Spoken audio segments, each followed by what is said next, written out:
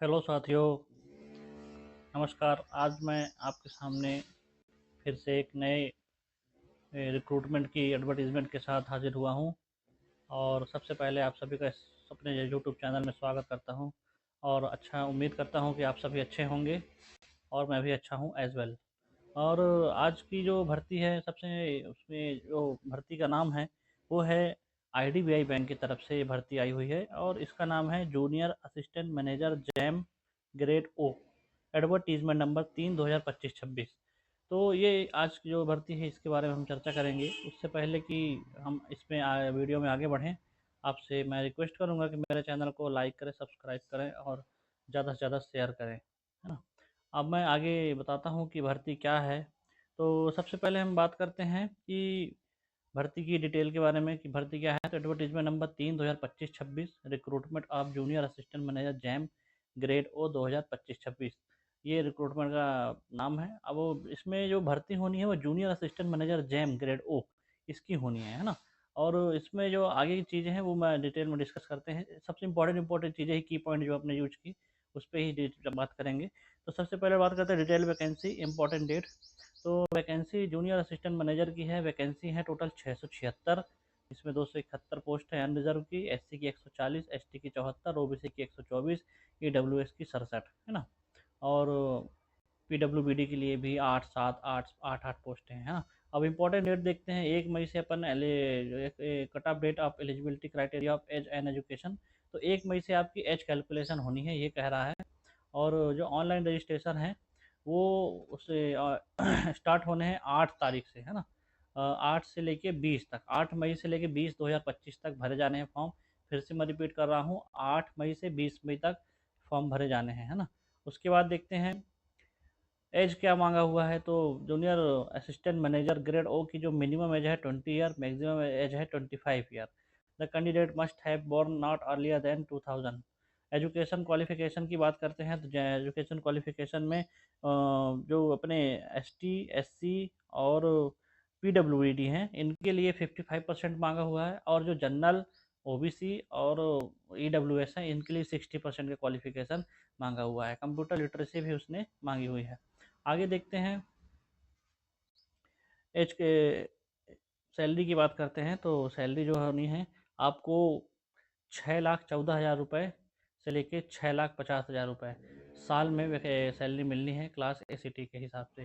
तो 6,14,000 रुपये अगर आप देखेंगे मोटा मोटा तो आपको 50,000 रुपये महीने मिलने की बात इसमें कही गई है ना, अगर आप इस पोस्ट पे चयन हो जाता है आपका। तो चौथे नंबर पे अपन बात करते हैं सिलेबस की। तो सिलेबस जो है logical reasoning, data analysis and interpretation, English language, quantitative aptitude और general economy, banking awareness, computer, IT, ये 4 टॉपिक आने हैं। जो मोस्टली मतलब बैंकिंग का ही सिलेबस है जो बैंकिंग में पूछा जाता है। तो इसमें नंबर ऑफ क्वेश्चन जो लॉजिकल रीजनिंग, डाटा एनालिसिस और इंटरप्रिटेशन का है 60 क्वेश्चन है, 60 मार्क्स के। टाइम अलॉटेड रहेगा, मतलब टाइम चारों सेक्शन का अलग अलग अलॉट किया गया है। 40 मिनट इसको दिया गया है। इंग्लिश लैंग्वेज को 40 क्वेश्चन आएंगे और मार्क्स भी 40 रहेंगे। टाइम अलॉट किया गया है 20 मिनट का। और क्वांटिटेटिव एप्टीट्यूड के लिए भी 40 क्वेश्चन आने हैं 40 मार्क्स के, और मिनट अलॉट किया गया है 35। और general economy, banking awareness, computer, IT को 60 क्वेश्चन आने हैं और 60 में मार्क्स के लिए, और टाइम अलॉट किया गया है 25 मिनट का।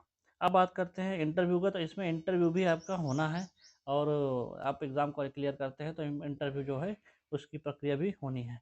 एज रिलैक्सेशन पे आप सब इम्पोर्टेंट आते आते हैं अपन। तो एज रिलैक्सेशन के लिए इसमें दिया हुआ है कि शेड्यूल कास्ट और शेड्यूल ट्राइब, मतलब एसटी और एससी को 5 साल का एज रिलैक्सेशन जैसे कि सभी वैकेंसियों में होता है। और ओबीसी के लिए जो नॉन क्रीमी लेयर में आते हैं उनको 3 साल का एज रिलैक्सेशन मिलना है ना।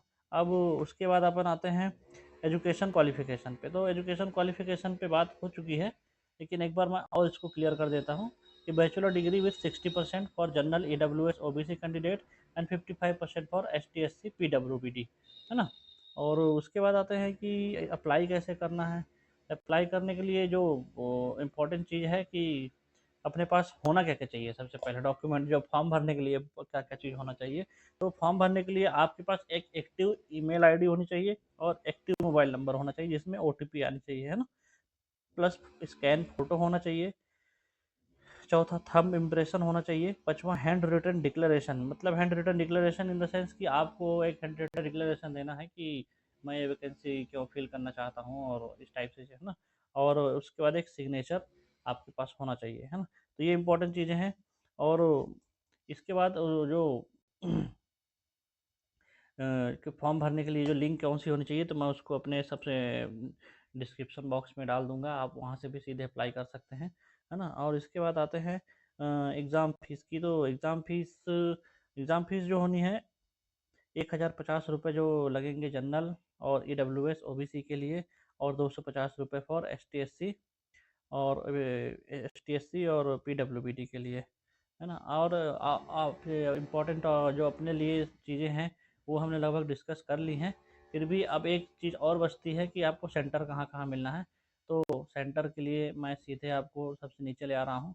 तो जैसे कि मैं मध्य प्रदेश से ही हूँ और वैकेंसी की डिटेल में ज़्यादातर यही से बनाता हूँ, तो मध्य प्रदेश के विषय में बात कर ले रहा हूँ। मध्य प्रदेश में भोपाल, ग्वालियर, इंदौर, जबलपुर, सागर, सतना, उज्जैन, यहाँ यहाँ पे सेंटर होने हैं। इसके अलावा अपने नियरेस्ट जो बॉर्डर राज्य छत्तीसगढ़ है, वहाँ पे भी सेंटर दिया गया है। सेंटर वहाँ पे भिलाई दिया गया है और बिलासपुर दिया गया है, रायपुर दिया गया है। तो आपको जहाँ पे भी जाने में आसानी हो वहाँ के लिए आप सेंटर के लिए अप्लाई कर सकते हैं। और मेरे हिसाब से जो बैंकिंग की तैयारी करने वाले बच्चे हैं उनके लिए ये साल गोल्डन होने वाला है, क्योंकि इस साल 18,000 वैकेंसी की बात तो केवल SBI ने ही बोल दी है कि 18,000 वैकेंसी इस साल हम अपने तरफ से रिक्रूट करेंगे, जिसमें 14,000 के समथिंग क्लर्क की पोस्टिंग होनी है और 3,000 से उससे समथिंग जो है PO की पोस्टिंग होनी है। और ये इसके IDBI बैंक ने भी अपना रिक्रूटमेंट निकाल दिया है। अभी IBPS PO की तरफ से भी रिक्रूटमेंट आनी बची है। तो मेरे हिसाब से जो बच्चे तैयारी कर रहे हैं, जो बच्चे सरकारी नौकरी में जाना चाहते हैं, इस साल मतलब आप फोकस कर सकते हैं बैंकिंग सेक्टर में। इस साल आप जहाँ पे बल्क में भर्ती आएगी वहीं बल्क में सिलेक्शन होते हैं, तो ज़्यादा संभावना है होने की। आप सभी अच्छे पढ़ाई करिए और फॉर्म भरिए, भरते रहिए, फॉर्म को भी मत छोड़िए, एग्ज़ाम देते रहिए। एग्ज़ाम देने से ही हमारा टेस्ट होता है कि हम कमी क्या रह गई और क्या प्रिपरेशन में हमारी सुधार करने वाली बात है। इसलिए हर पेपर दीजिए। अगर आपका सिलेबस कॉमन है तो ज़रूर दीजिए, है ना। IDBI का जो फॉर्म है, आप ये बस सोच के मत भरिए, छोड़ दीजिए कि ये होगा सिलेक्शन कि नहीं होगा।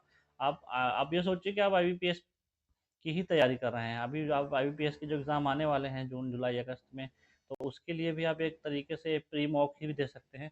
एग्ज़ाम में जाके बैठना और वहाँ पे कंपटीशन में, प्रेशर में परफ़ॉर्म करना बहुत अलग होता है, कॉन्फिडेंस बिल्ड होता है।